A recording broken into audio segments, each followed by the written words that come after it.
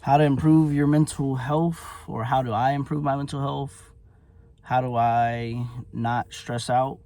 Um, Trying to reach financial freedom, or just trying to hit certain goals that I have set for myself in life. Um, I don't know. There's a lot of different things that I do, a lot of different ways you can go about trying to improve your mental health, improve your mental state of mind. Some of the things that I try to do is going to the gym. I go to the gym as much as I can, or however often I can. Spending time with your friends and family, or people you enjoy spending time with. Just distracting yourself as much as you can. And distracting yourself can be good and it can be bad, because if you distract yourself, you could kind of like, you end up kind of bottling up all your emotions, and that can be end up being a bad thing. But I know as men, we're taught to like bottle up our emotions, not talk to anybody about it, and not say anything about it, about how we feel. But that's not true. Like, you can only do that for so long. Like, I tried doing that. It only works for so long. I mean, of course, there's certain things that you're not going to tell anybody, like you're going to have in your mental state of mind, like, oh, I can't tell anybody this stuff, I can't tell anybody how I feel. But the best thing you can do is to go to like a friend that you really trust, or somebody like your family or whoever, someone you really trust and you really feel like you can vent to, and just tell them how you feel. That's one of the ways you can go about dealing with your mental health and improving your mental health. Because I had this whole perception of mental health and like not being able to tell anybody about it. And it finally broke down to the point where I was like, have I told anybody how I feel? Like, you have all these bad thoughts and negative thoughts in your head, and you just keep thinking like this. You keep thinking that way, and it builds up, and at a certain point, it's gonna explode. The bottle of your emotions. You have an emotional bottle, and you fill it all the way to the brim. You fill it all the way to the top. Of course, you can't take anymore. It doesn't want to take any more emotions. It's gonna blow up. The bottle is gonna blow up. Like, you can only contain so much of your emotions, or so much of how you feel, so much of what you have in your head. Your head can only contain so much stuff, and at a certain point, you need to tell somebody about it. And and just telling somebody about it, that's one of the ways to relieve some of your emotional stress, and whatever's going on in your mind. And just distracting yourself, doing activities, doing things that you love to do, drawing, learning a new skill, going to the gym. Do as many things as you can to distract yourself. Go out to eat with your friends, eat food, grab a drink. And at the same time, you want to deal with your emotions too. You don't want to just keep distracting yourself, keep pushing everything to the side, because it's going to come back and bite you.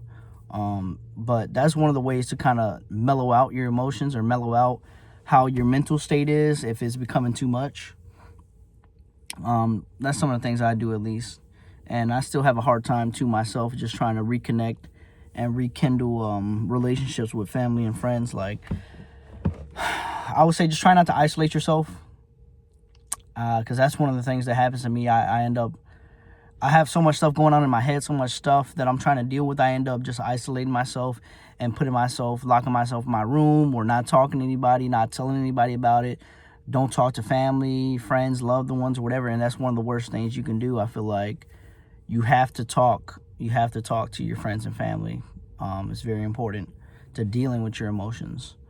And of course, you don't have to say everything. You can give everything in bits and pieces, but it's just about venting out. Don't keep everything in your head. That's something I would say. That's a piece of advice that I would give. Yeah, and just try to do as much things as you can with your friends, family, loved ones. Stay out of your head. Because if you end up isolating yourself, getting in your head, all the negative thoughts, all the negative things that you're thinking will become amplified. And I know I said go out to grab a drink with your friends and family or whatever, but don't make the drinking a habit. As far as like just going to grab like a 6-pack of beer or whatever and going to your room and not talking to anybody and just drinking like that. I meant drinking as far as being in the environment of being with your friends and going out, grabbing a bite of food, or going to the bar, grabbing a drink or whatever. Just spending time with people you enjoy being around and talking to them and having fun. Those are some of the ways I deal with it. Or just like watching TV or a movie or something. That's another way you can deal with, mental stress or mental health. Just having a dopamine, when you watch a movie or TV or whatever, you get a certain level of dopamine, a dopamine rush, and it causes a little bit of excitement. Another thing too I would say on that topic is watching adult films. I know, like, you guys know what I'm talking about, adult films, and having an instant pleasure. I've had a problem with this too, watching adult content and things of that nature, or X-rated content, and using that as a dopamine rush, as a way of dealing with my emotions and mental stress, just trying to feel some sort of happiness or some sort of excitement. And it's really bad. Like, you can get extremely addicted. Like, at one point I was addicted. I feel like I still struggle a little bit too with it nowadays, but it's not as bad as what it used to be. But it's not good. Do not get into the habit of pleasuring yourself, watching X-rated content and watching stuff and using it as a way to escape reality and as a way to not go up and socialize with people or women or whatever you want to do. Just, if you want to talk to somebody, if anything is going on in life or something, like you want to do something, you want to talk to somebody, just do it. Like, we have a short life. We don't know how long me or you or anybody is going to be on this earth. Just do whatever you want to do, and worry about the consequences or worry about the emotions or feelings that you're going to have afterwards. If you want to go up to a girl in the gym, if you want to go up to a girl that you think is attractive and you see her in the bar or at a club or something, just go up to her. I promise you, you're not going to regret it. Like, the worst thing she could say is no or reject you. Like, just do it, man. Like, what do you have to lose? What do you have to lose by going up to a girl or going up to somebody or making new friends and just talking to somebody? Like, just go up to them, introduce yourself, talk to them, tell them you think they're attractive, maybe ask for their formal contact or something, and I promise you, you won't regret it. Like, that's the one thing you don't want to do, is leave a situation where you wanted to go up to somebody and you end up not doing it, and then later you're like, oh, what if I would have went up to her? What if I would have, asked her out or asked for her social media or did whatever? And you keep thinking like that. It's like, if you would have just gone up and did it, you wouldn't be thinking about the situation later. I would rather go up, introduce myself, talk to somebody, or, have a certain level of, it's not even about confidence. I feel like me, when I go up to somebody, or if I choose to talk to somebody or introduce myself, or am in a public interaction and I want to say something and I just say it, it's the fact that I know that I'm going to be dead one day. Like, you have to put that in your mental state. Like, I'm going to be dead. None of this stuff that I do right now matters.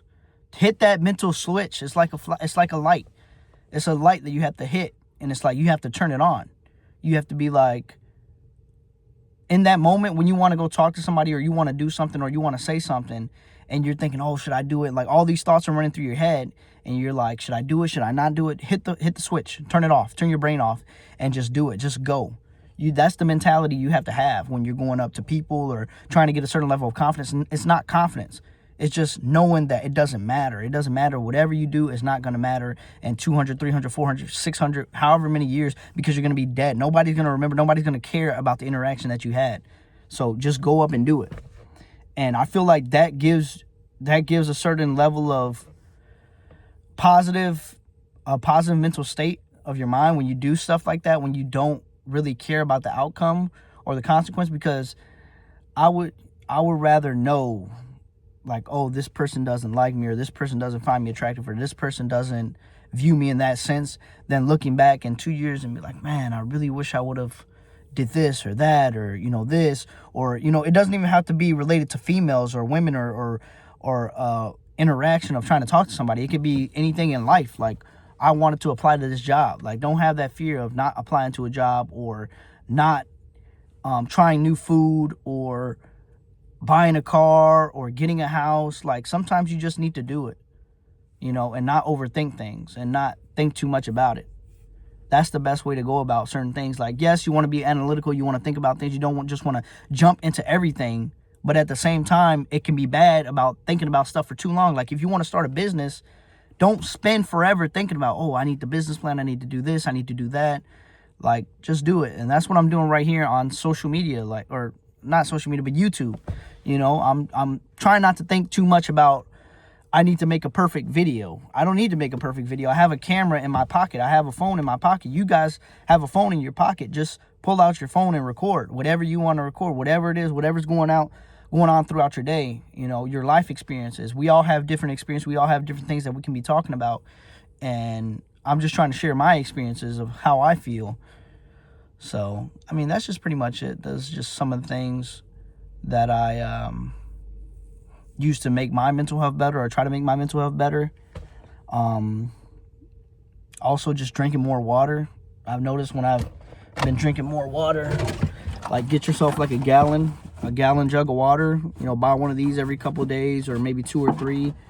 And just try to drink more water. It's helped me. I'm trying to cut down on more sugary drinks, sodas, things like that. Because at one point, I was really addicted to Mountain Dew. I got really, really, really addicted to Mountain Dew, and I was drinking that like every day. I loved Mountain Dew, and then at a certain point, take a little drink of water. At a certain point, I wanted like a Mountain Dew every single day, like a can of Mountain Dew, can of soda, or like a bottle of Mountain Dew, and I was drinking that, and I finally got off of that. But I substituted that for Coca-Cola. So then after Mountain Dew, I didn't want Mountain Dew anymore. Every time I looked at Mountain Dew, I'm like, I really don't like it anymore. So I started drinking Coca-Cola instead of Mountain Dew. And then I was drinking that for a long time, like maybe a year or 2. And then I substituted that for Pepsi. So I went from Mountain Dew to Coca-Cola to Pepsi. And like, I just kept feeling bad. I kept feeling my body was bad. It felt like everything. I was sluggish, I was drinking that. But then when I started drinking more water, I felt like I was could do more stuff. I felt more active, more like upbeat. I had more energy. And another thing too, do not sleep all day. Like, I can't stress this enough. Like, I've gone into the habit of sleeping for 12, 14, 16 hours. Like, I know people who sleep, like, that can go to sleep at 1 p.m. today, or like, well, I worked the midnight shift for a while, so that's why I'm saying this. But when I got off at like 6:30 a.m. or something like that, we'll get home around 7 or 8 a.m. and I would go to sleep as soon as I got home, maybe like 8 o'clock, and then wake up at like 8 p.m. So I slept for 12 hours, and then I would go back to work still feeling tired or sluggish or not, with no energy, drink a Monster or a Red Bull energy drink, and still be feeling like crap. Like, it doesn't work. Get between 6 to 8 hours of sleep. I would say maybe 6.5 or 7.5 hours should be good enough. And then that's good. Go about your day, schedule out your day, plan everything, and have a level of understanding of what you're going to do throughout your day, because time flies, man. Like, you get 24 hours in a day. You spend 8 hours of that day sleeping. The rest of your day, like, you're going to shower. You're going to go to work. An hour to get to work, let's just say 30 minutes to an hour there and back, and then you have another 8 hours of actually working, if you got whoever works or whatever.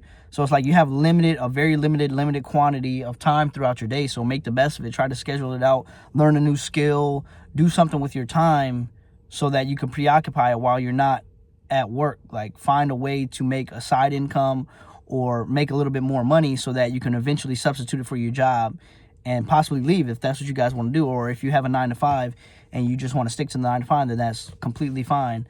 But for me, I want to eventually have another form of income, whether it be YouTube or crypto or stocks.